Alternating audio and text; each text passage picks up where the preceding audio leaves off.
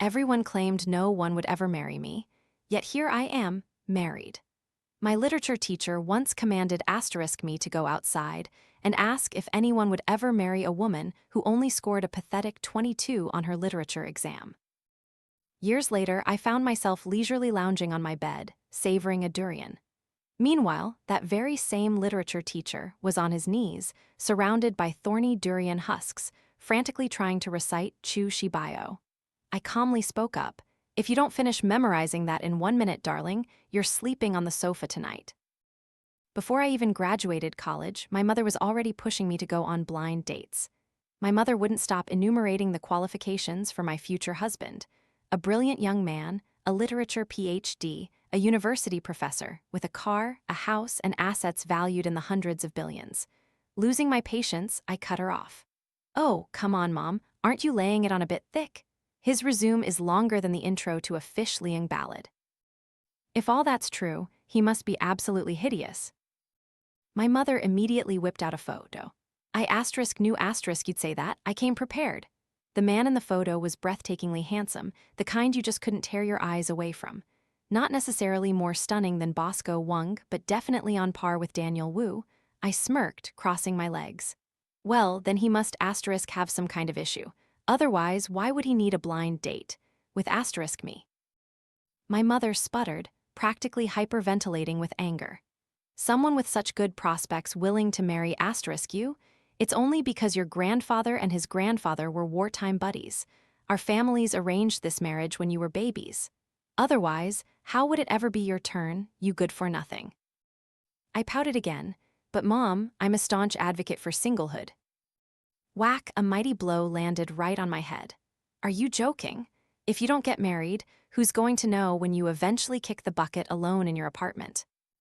I simply shrugged, unconcerned. So what? Will I miraculously come back to life when they finally discover me? My mother shot me a venomous glare. "Tomorrow morning, 8 a.m. sharp, the cafe below the Hancheng residential complex. If you dare not show up, you can personally lop off your head and offer it to your grandfather as an apology."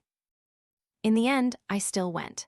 Not for any noble reason, mind you, but purely to verify if that stunning photo had been excessively photoshopped. I arrived precisely on time, at the designated spot. And there he was, the man from the photo, lounging on the sofa. His legs were casually crossed, a laptop resting on his lap, long, elegant fingers occasionally tapping the keyboard. The sleeves of his crisp white shirt were rolled up, subtly revealing the lean tendons of his forearms. The soft, ambient lighting of the cafe highlighted his sharp, chiseled features, giving him an air of cool sophistication and undeniable elegance. I took a deep breath. He's this handsome. It seems the photo was utterly understated. I can't possibly resist this level of beauty. "Run, run," a clear, melodious voice, "Ms. Tran," abruptly cut off my escape route. I plastered on a strained, awkward smile and took my seat. "Hello, Ms. Tran," the man across from me said, extending a friendly hand. "Hello, Mr. Liam," I replied, shaking it. "Hello." After a few initial pleasantries, he asked for my full name. "As you already know, my surname is Tran. My mother gave birth to me in the pouring rain, so she named me Cap Thoi Vu Timely Rain." Suddenly, a passing stranger loudly interrupted. "Excuse me, could you try to be a little more polite?" The handsome man across from me visibly struggled to suppress a laugh. I was utterly mortified, unable to utter a single word. But the stranger was right. My actual name is Hannah Tran. I managed to keep a smile, a mix of awkwardness and politeness. "My name is Hannah Tran." The handsome man promptly spat out a mouthful of water, drenching my face. On the way home, it was absolutely pouring outside. "Let's go, I'll take you home," Liam said, grabbing his coat and heading out.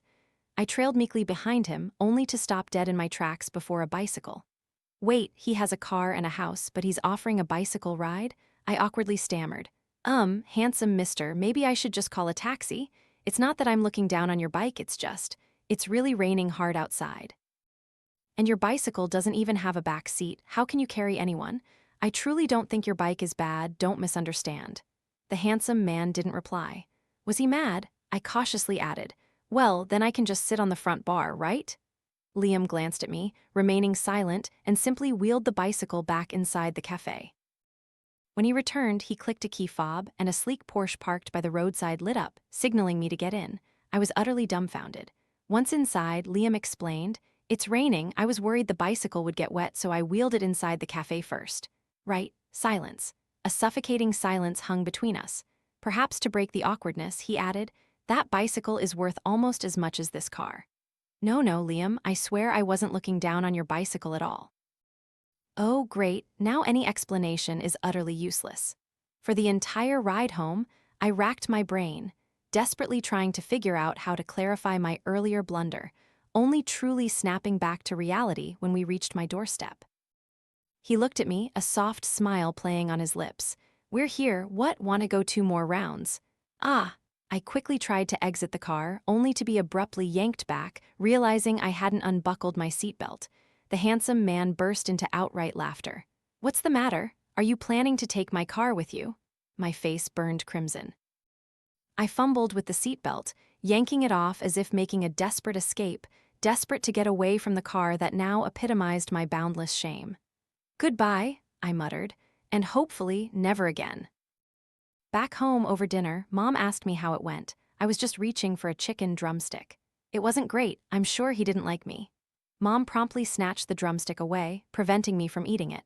"Don't you worry about what he asterisk thinks. I'm asking asterisk you if you think he's acceptable. I'm a mother who deeply respects her children's opinions, you know? Don't blame me later if I make decisions myself. I also don't think he's acceptable." I countered, trying to wrestle the drumstick back from her. Mom asked, "Why are you still holding on?" I replied, "Because I'm not worthy of him." "I don't need to know that. If he agrees, will you marry him?" I stared longingly at the golden brown drumstick, practically drooling.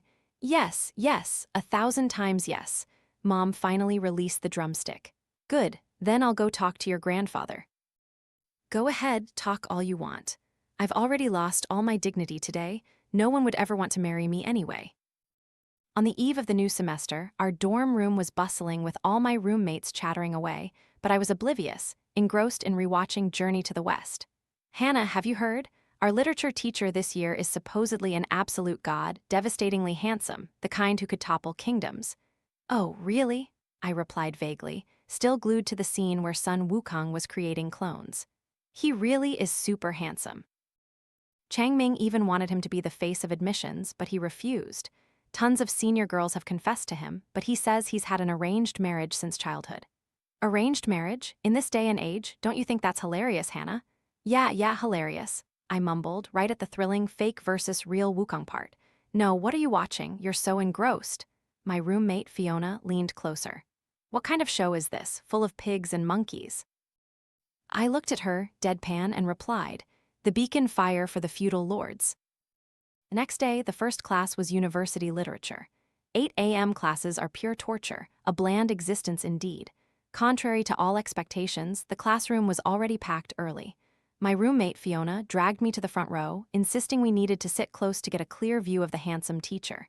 "HMPH, handsome, my foot. I'm sitting in the front row to actually study," I grumbled. "The teacher's here." Everyone, myself included, craned our necks in anticipation. A familiar figure appeared. "Liam Nguyen?" I gasped, completely stunned. Fiona, sitting beside me, turned and asked, The teacher's name is Liam Nguyen? How do you know that?" I frantically denied it. "No way, I don't know anything, that's not Liam Nguyen." From the lecture podium, a voice rang out, clear and calm. "Hello everyone, my name is Liam Nguyen." Fiona's gaze turned sharply inquisitive, as if she'd just uncovered my deepest secret. I hastily turned my face away, desperately trying to conceal my utter bewilderment. Liam said, "This coming year, we will all strive together." A moment later, he added, "You all try your best not to fail, and I will try my best to ensure you don't." Amazing, handsome Professor Liam. Following a handsome man surely leads to a bright future. The arrival of such a strikingly handsome professor sent a ripple of excited chatter through the entire class. After 2 minutes of lively commotion, Liam effortlessly adopted the authoritative posture of a lecturer, instantly silencing the room. Fiona leaned in close to my ear, whispering conspiratorially, "Confess, spill it. You know the professor from before, don't you?" I buried my face, muttering, No, I only met him once. You can't call that knowing him." "Then how did you know his name?" I gave a forced, awkward laugh. I heard rumors he was handsome, so I secretly stalked him online yesterday. She feigned disinterest. Heh, just playing it cool, aren't you? Fiona and I continued our lively chatter, completely oblivious that the voice from the podium was growing steadily closer. I looked up, accidentally meeting Liam's clear, captivating gaze. He looked directly at me and gently admonished, "Could the students in the front row please speak a little more softly?" My face instantly burned bright red. "And please try not to disturb those who are sleeping in the second row." The entire class erupted in laughter. Ethan Shen, sprawled in the second row, was jolted awake, groggily lifting his head and reflexively poking my back. "What's going on? Is class over?" The laughter in the room grew even louder. Liam glanced at me, his eyes unreadable. "Class dismissed. The two of you, stay a moment." HMPH, stay a moment, my foot. The second class was dismissed. I was planning to bolt. Who knew that the supervisor for evening study hours would turn out to be none other than Liam Nguyen? It wasn't just that he was our course lecturer. He was also our new homeroom teacher for the semester. My life truly felt like a cruel joke, like trying to play a delicate xylophone in a raging downpour. The moment class began, Ethan Shen incessantly poked the back of my neck with his pen, shifting from telling jokes to borrowing my books. He was utterly exasperating.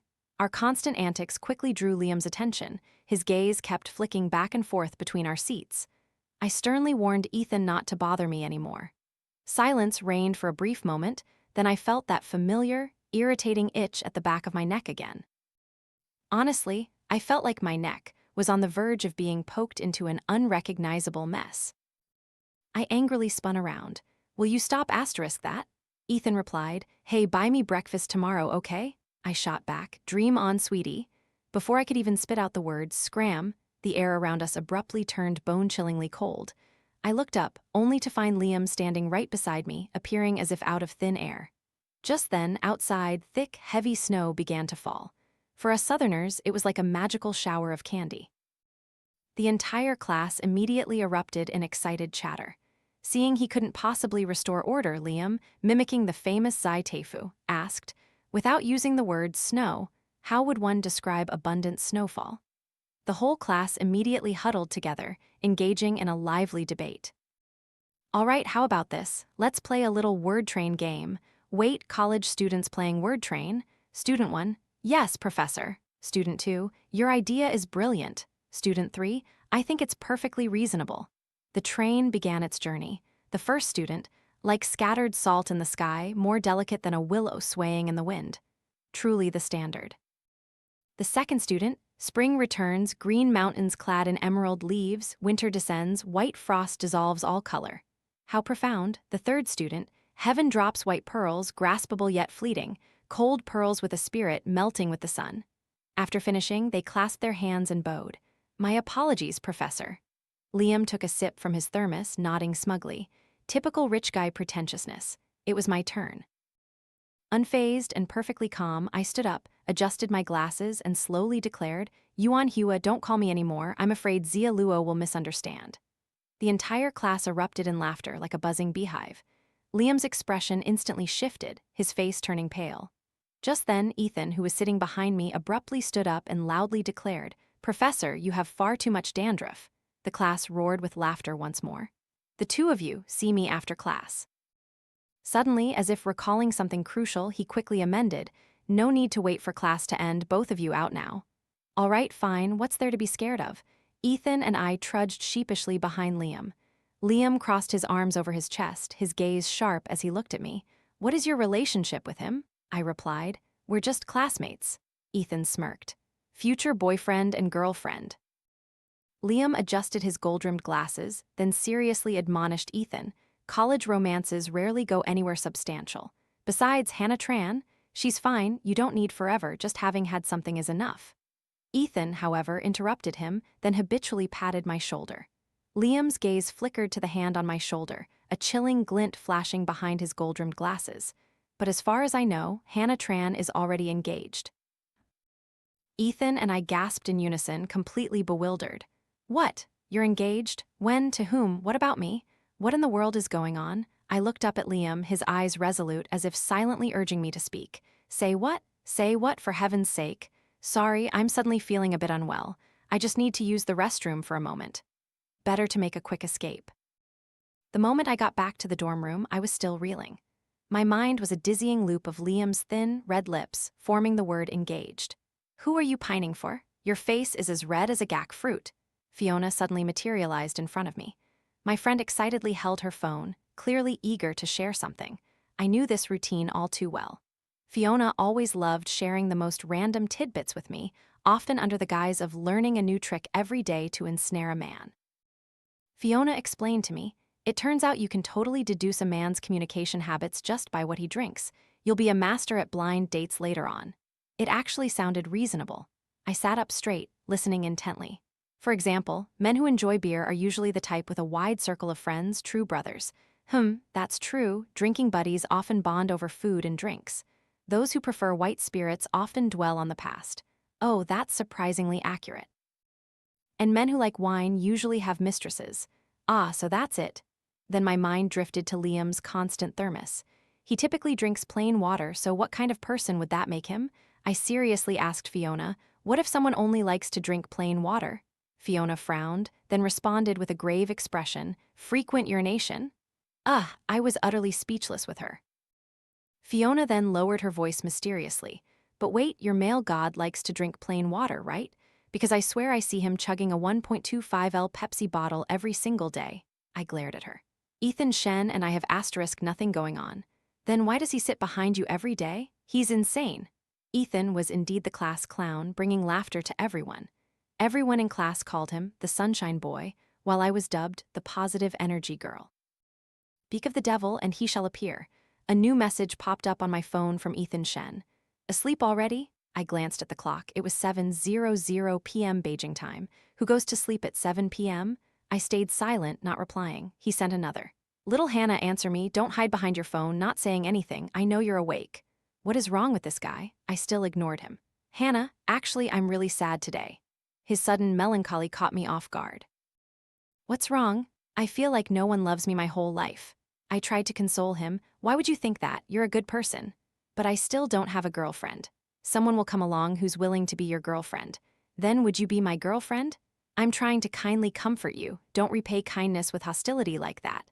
With that, there was no further reply from him, and I finally drifted off to a peaceful sleep. The next day, it rained cats and dogs, a relentless downpour. Fiona was dead to the world. No amount of shaking could rouse her. The other two roommates had vanished into thin air. I was already running late for class. I sprinted to school, practically on all fours. To my surprise, when I arrived, the campus was completely deserted. I pulled out my phone to check, and only then did I see the notification. The disappointment was crushing. I immediately posted a resentful status update, braved the pouring rain to get to class, only to find out it's canceled. My mother liked the post and left a comment. Remember to thank your annoyed friend, honey. They went to all that trouble, braving the rain to let you know. I was speechless. A moment later, Mom texted again. Have you thanked your annoyed friend yet? I replied. Yes, Mom, I've already groveled in gratitude. My mother was never serious about anything. Remember to come home this weekend. Why would I go home? I don't even want to go, but my mother asterisk always has some scheme up her sleeve. How many times have I told you you have to go to a wedding this weekend? Grandfather has already arranged everything. A wedding banquet? Awesome. Yes, Mom, I'll be back Friday night. I don't have many pleasures in life, but my absolute favorite is going to a good banquet. As the weekend approached, Ethan told me he'd just started a business and made some money, so he wanted to treat me to a meal. If I weren't busy attending a wedding, I would have readily agreed. But in this wide world, nothing was more important than me, Hannah Tran, attending a wedding banquet. I politely declined Ethan, explaining I had a wedding to go to. We can make up for your meal another time, okay? Hearing this, Ethan's eyes suddenly darkened. Then, as if a thought just struck him, he raised an eyebrow and asked me probing, "What do you think when you see other people getting married?" Without hesitation, I replied, "When are they going to serve the food? When I go to a wedding, I just want to eat my fill. What else is there to think about?" Ethan could only sigh and then waved goodbye. All right then, goodbye. I immediately followed the GPS my mother sent, speeding like a rocket to the hotel. The moment I stepped into the grand lobby, I spotted a familiar figure. I walked over to greet him.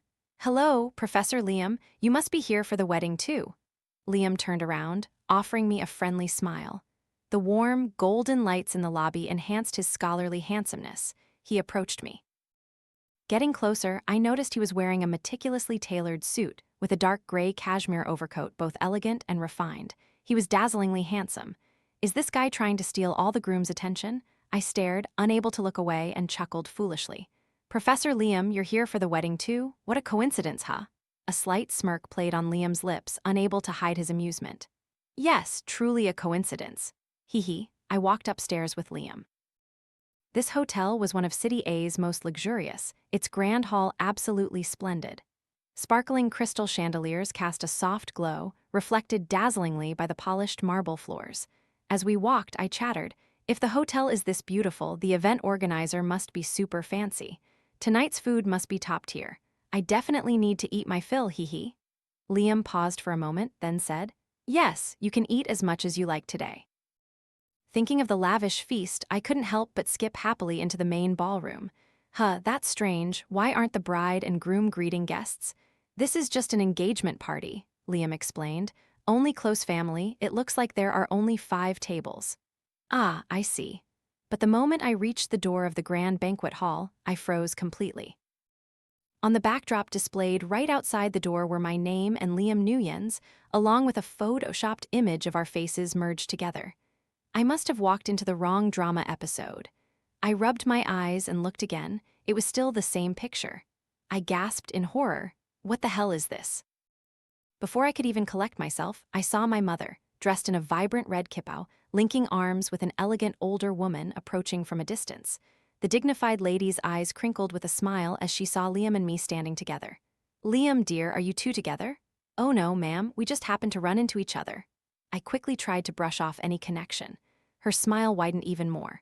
Haha, indeed, fate brings those destined together from 1,000 miles away.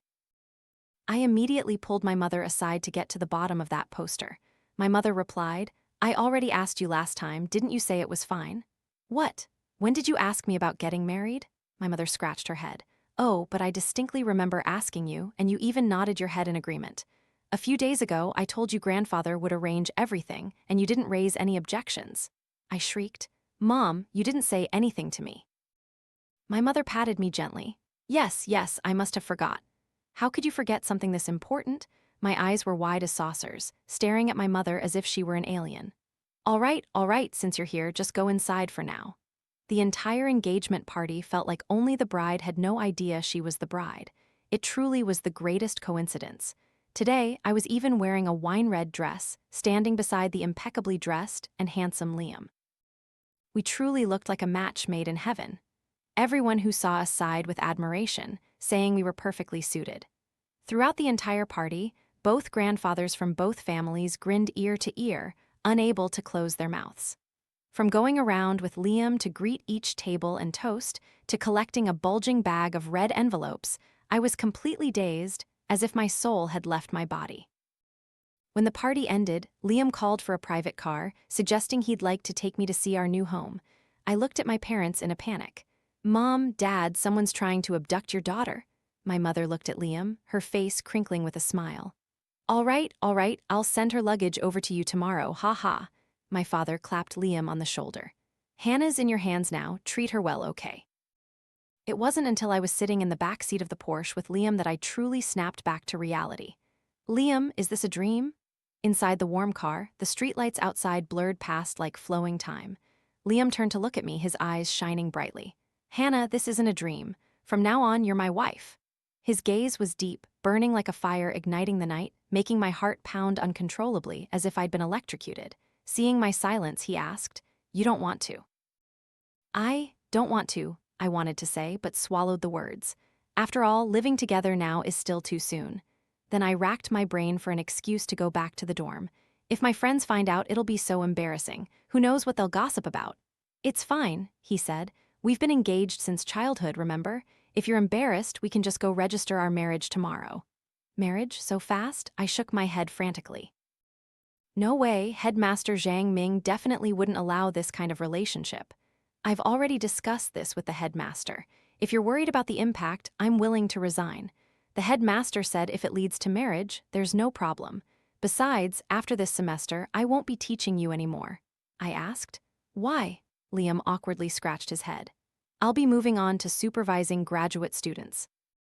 I can't teach undergraduates because their eyes are always so bewildered and lacking in understanding. Hey, professor, did you forget asterisk? I'm asterisk an undergraduate too? As we talked back and forth, the car arrived at our destination. All my planned arguments vanished the moment I saw the newlywed home before my eyes. The newlywed home Liam mentioned was a high-end apartment located right in the heart of City A, with a price per square meter reaching hundreds of millions of VND. The apartment was not only spacious and luxurious, but also incredibly convenient.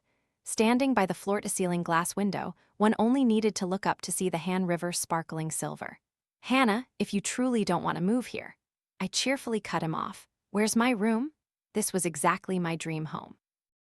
Even if it meant waking up at 4 a.m. to avoid meeting acquaintances, I would accept. I comfortably leaned back on the luxurious leather sofa, ignoring Liam's surprised gaze. He smiled, retrieving a brand new set of pajamas and women's personal items from the inner room. My mother prepared all these things for your room. I hope you like them. I took them, quickly went into the bathroom, and enjoyed a wonderfully refreshing shower. When I emerged, Liam was still on the sofa, reading a book titled Love in the Age of Cholera, without lifting his head to look at me. I happily stroked the new pajamas I was wearing. This was a brand I'd loved for ages but was always too stingy to buy. The fabric was cool and smooth, the fit perfect, only a little short, showing quite a bit of leg, making me feel a bit cold. But it didn't matter. Expensive items truly had no flaws other than their price. Wiping my still damp hair, I told Liam, I'm done showering. You should go brush your teeth and wash your face. His voice was slightly hoarse but maintained his usual calm. Oh, I already showered. I plopped down beside him, looking at his concentrated face and slightly flushed ears, and asked, Professor, is this book really good? It's all right, he said, referring to Love in the Time of Epidemics, his tone as indifferent as ever. I leaned in closer, trying to peek at the book's content. Feeling my approach, his body tensed slightly, but he maintained his reading posture. His face showed no change in expression, his voice still even. What's wrong? I just wanted to know why you're holding the book upside down, Professor. Is it for training your cerebellum? After I spoke, he quickly glanced down at the book cover, a hint of embarrassment suddenly appearing on his handsome face. I wasn't reading it, I was just trying to recall its contents. Oh my God, it was so hard not to burst out laughing. I tried to keep a straight face, suppressing my smile, and mimicking his earlier action, patted his shoulder lightly. Don't try to remember anymore, go to bed early. The moment I finished speaking, I noticed his ears change from pale pink to a deep crimson, so red they looked almost ready to bleed. I mean, asterisk want to go to bed early, and you should also go to bed early. What were you thinking? Liam gently placed the upside-down book down and nodded softly. Then, quite naturally, he took my hand. His hand was warm, as if a gentle electric current passed through, enveloping mine. My heart hammered, my mind turning hazy. I looked up at him, his expression was calm, holding my hand as if he were just walking a dog. It wasn't until he pulled me into the bedroom, his handsome face growing larger and larger, his hot breath caressing my ear, that I snapped back to my senses. I quickly pushed him away. I don't have a wedding ring here yet. Liam opened the bedside table drawer and took out a sparkling diamond ring, the stone as big as a pigeon's egg. I swallowed hard. You still haven't given me all the traditional gold gifts? Liam's lips curved, his charming eyes behind his glasses twinkling mischievously. He opened a safe. Inside was a complete set of precious jewelry worth tens of millions, along with several dazzling gold bars. I was mesmerized. The safe password is your birthday. I've prepared all these things for a long time. Mom, I hit the jackpot. He paused for a moment, then continued. I had planned to give them to you at school several times, but I kept seeing you playing with that Ethan Shen. When Ethan's name was mentioned, Liam's eyes darkened. Oh, I just happened to hang out with him. Ethan Shen was my high school classmate. I don't know why we both got into the same university and the same department, so we naturally became friends since then. Liam's gaze turned icy, and he tightened his grip on my shoulders with both hands. You can't be like that anymore. That guy has feelings for you. No, he's just smooth talking, that's all. His eyes were fixed on me. The air around us seemed to drop a few degrees. I hastily tried to appease him. Yes, I'll definitely keep a clear distance from him. Good, from now on, no more intimacy with him. Liam's lips curved into a smile. His expression was no longer angry but much gentler. Good girl. He looked at me and I looked back at him. Time passed in a quiet stillness, his eyes began to blur, and the atmosphere gradually became ambiguous. Professor, Liam took a deep breath. Could you please not call me professor? How can I not, once a teacher, always a father? He groaned, clutching his head, then picked up his phone. What are you going to do? Write my resignation letter. Have you thought it through? I'm almost graduating. Take your time before resigning. No, don't. From that day on, I moved out of the dorm. At school, Liam and I remained teacher and student. He was very strict, occasionally scolding me a few times. But at home, we became friends, sharing meals together. It was a pleasant surprise that Liam was not only handsome but also an incredibly good cook. Sometimes, Liam's aunt would pick me up to go shopping. Life flowed on, as blissful as a fairy tale. Then, as the final exams approached, Ethan Shen stopped me as I was quickly preparing to head home. What is it now? Just say it quickly. Today, Liam said he wanted to show off his cooking skills and treat me to a grand feast. I was really eager to get home and eat my fill. Tomorrow, I'll treat you to a meal, Ethan said, leaning one hand against the wall, looking down at me and casually stroking my head. I immediately swatted his hand away, looking around. Luckily, Liam was nowhere in sight. I warned him, don't touch me like that again. Besides, I have class all day tomorrow. What kind of meal? Ethan's gaze suddenly softened and his voice became a little pleading. Please, I have something important to tell you. Seeing my slight hesitation, he added, I'll take you to King Yippen, the place you've always wanted to go. Hearing King Yippen, I swallowed. All right, fine. Since you're so sincere, I'll tentatively accept. How did that name manage to hit my weak spot so perfectly? Fiona, can you help me with attendance next period? I'll be a little late. I quickly packed my laptop, preparing to sneak out of class. Fiona looked at me suspiciously. Going on a date with Ethan, huh? I quickly covered her mouth. Don't talk nonsense. He's put a lot of effort into this today. He's probably going to confess. I pouted and replied, I know. I'm also planning to use this opportunity to make him give up once and for all. Ethan had half-jokingly, half-seriously confessed to me before, and I had pretended not to notice and rejected him, but it hadn't been very effective. So this time I had to make it clear.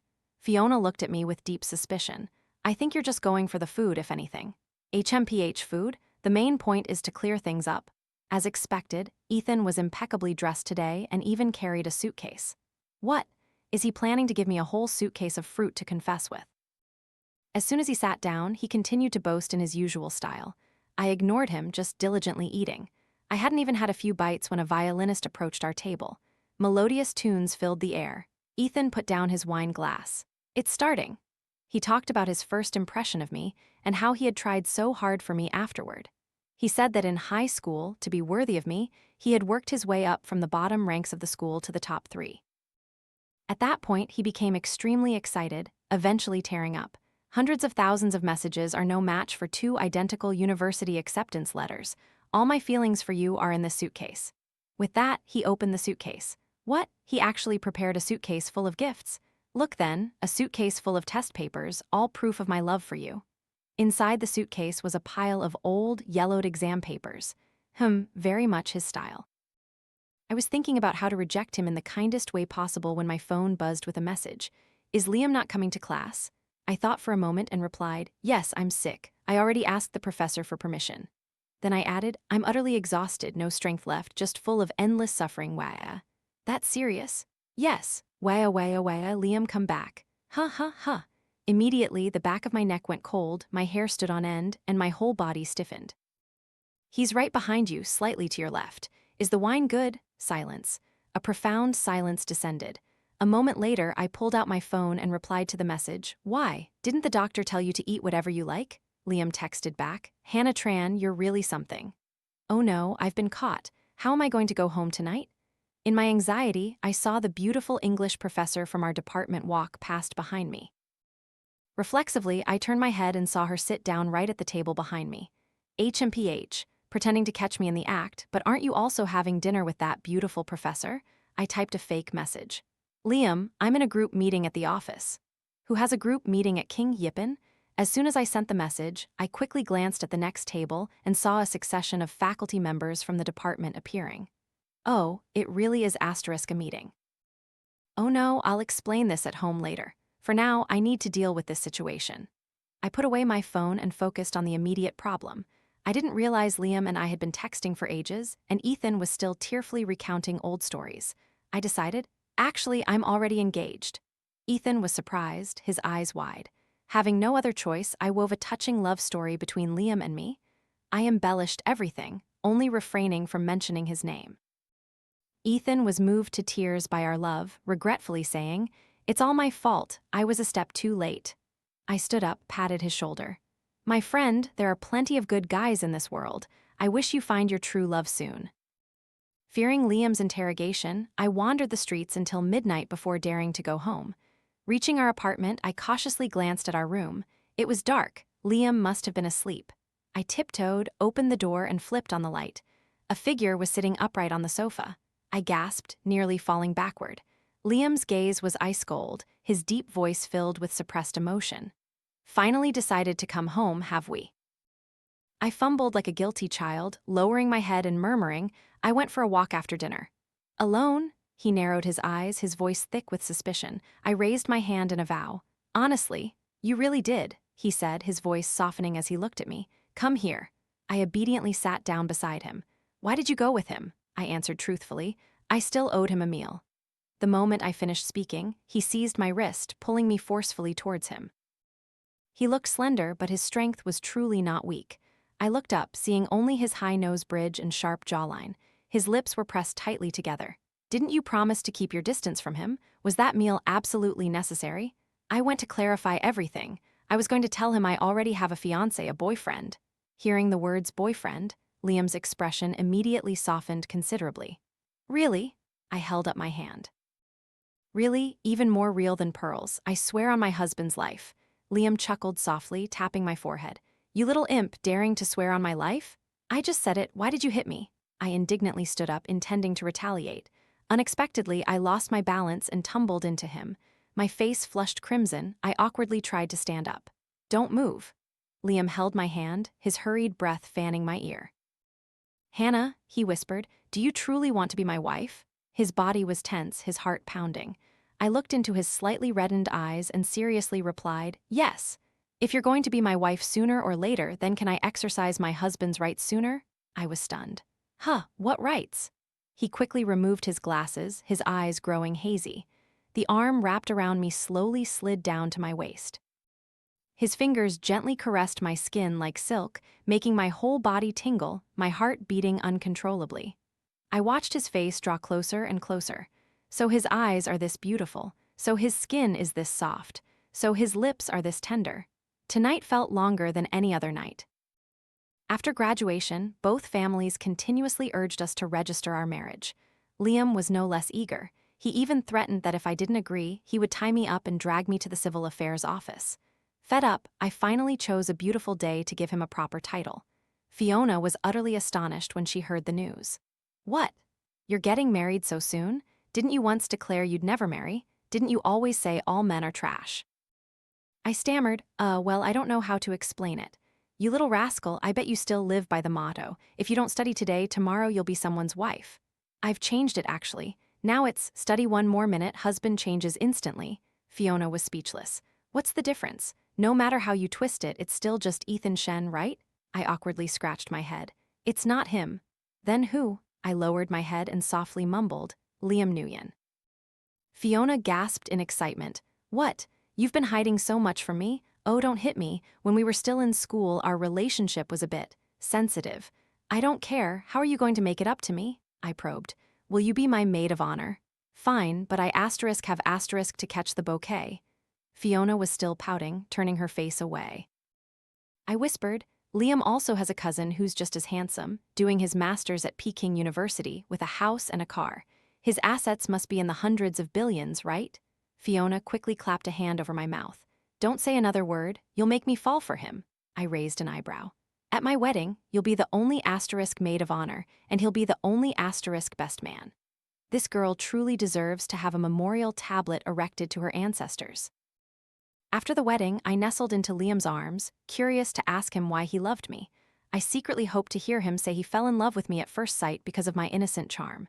Liam slowly said, "I love you, perhaps it was destined by fate." Oh my God, so cliché, so romantic. He took my hand, the wedding ring sparkling on my ring finger under the gentle light. Hannah, do you recognize this ring? Does it look like the candy ring you gave me when you were little? My eyes widened as I looked at him. He smiled tenderly. It's all right if you forgot. You were so tiny back then, but I remember it clearly, even now, almost 30 years later. He intertwined our fingers, leaning his head against the headboard, and continued to recount. When I was little, grandfather took me to your house to play for a few days. You clung to me constantly, calling Big Brother nonstop, and even said you wanted to marry me. I took very good care of you. When it was time for me to leave, you cried so hard, and you insisted on pressing that candy ring into my hand, saying if I accepted it, I'd be your husband forever. You also told me I absolutely had to wait for you to grow up, and then marry you. His eyes were as gentle as water, looking at me without blinking, his emotions surging like waves. From that moment, you became the one in my heart, the most perfect standard. From then on, whenever I looked at anyone else, something always felt missing. I was that good at flirting when I was little? That's amazing. A moment later, his eyes lit up, eagerly asking me, so don't you have anything to say to me? I thought for a moment, then asked, so where's that candy ring? You must have kept it until now, right? I wonder if it's molded. He was silent for a few seconds, then replied, I ate it. Oh. After that, he kept rambling on about our childhood stories. Finally, my eyelids grew heavy and began to close. In a semi-conscious state, I mumbled, back then we were teacher and student, so in your opinion, was there anything wrong with that? Before I fully drifted into sleep, I only managed to hear his reply, because you are an exception. You transcend all my standards of right and wrong. I sank into sleep, overflowing with happiness. In my dream, I saw us with both a son and a daughter. A complete family, growing old together. Hannah Tran, you are the destination of my most beautiful dreams. From now on, my life will shine brightly. You are everything I crave and desire. Music.